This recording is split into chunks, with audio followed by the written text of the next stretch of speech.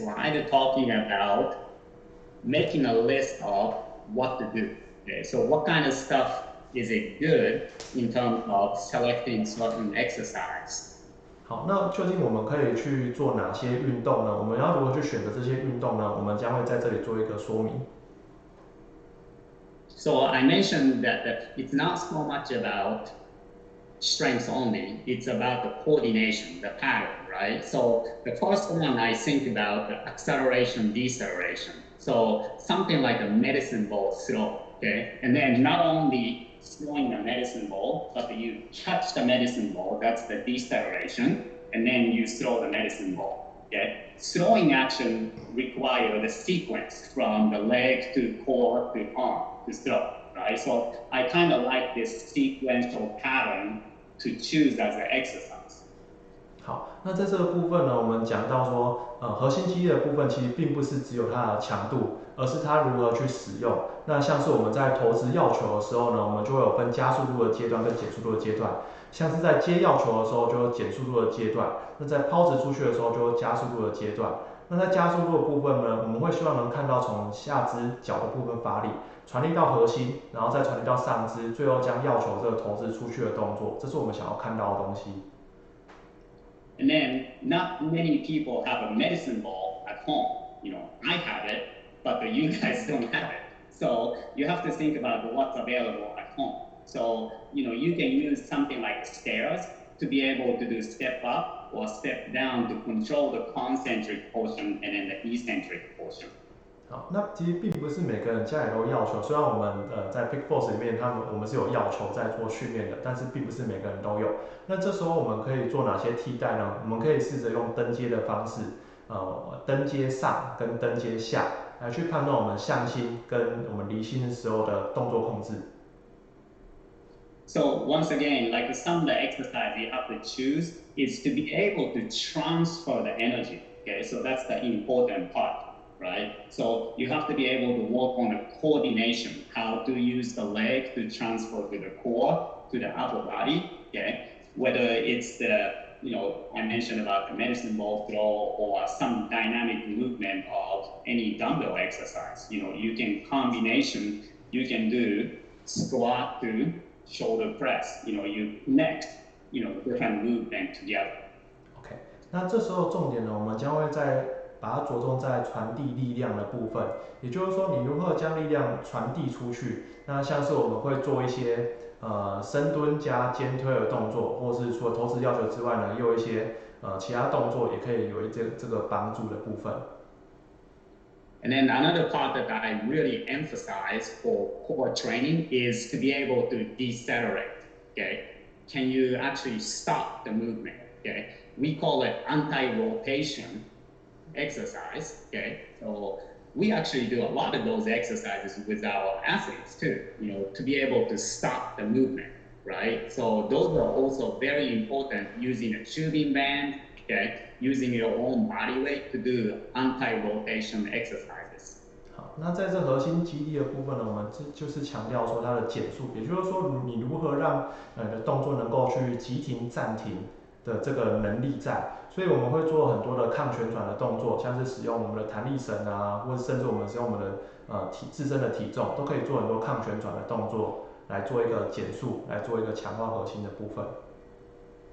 Okay, so let's go through the last part here on what to do list. Okay, this list also really important to emphasize the blue part and then the red part. 好，那在这个部分呢，我们可以看到这里有很多的动作列表。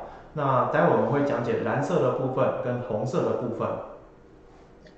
The reason why I separate into the blue part and then the red part is the blue part is people know this part, doing a plank, right, doing stabilization stuff.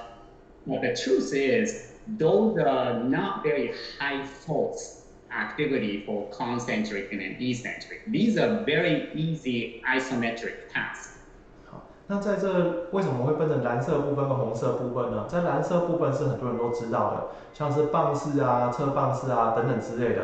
可是它这时候输出的力量呢，就不是高力量的输出了。这时候呢，很多都是静态的等长的这个训练。可是，在我们核心的稳定部分呢，除了等长之外，我们还有向心跟离心的部分，也是我们要注意到的。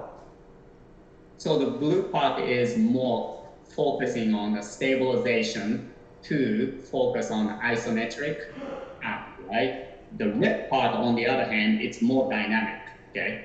I have the red part here talking about the jumps, a lot of different types of the jump, and then a lot of deceleration, more dynamic action. I think this is the key components, key exercises. 好，那在蓝色的部分呢，很多就是等长静态的这个训练的部分。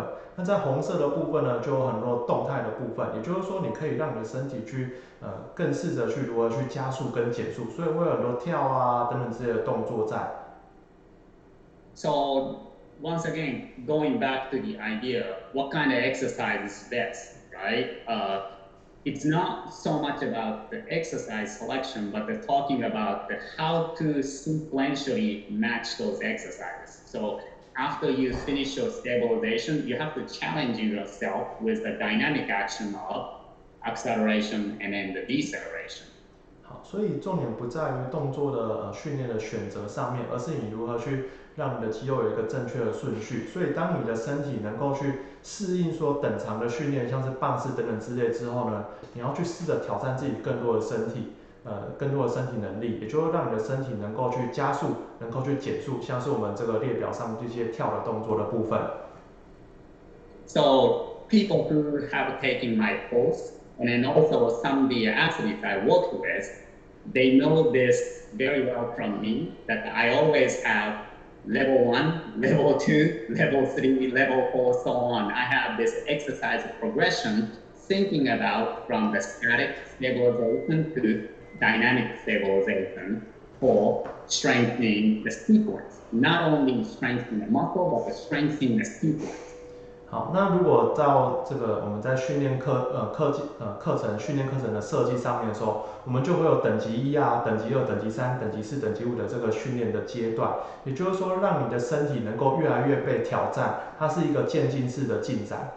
那所以说，重点就不在说哦，你到底可以练到多壮啊等等之类的，而是重点比较在于说，你如何让你的身体能力被挑战，一个一个照着顺序这样子越来越进阶的状态。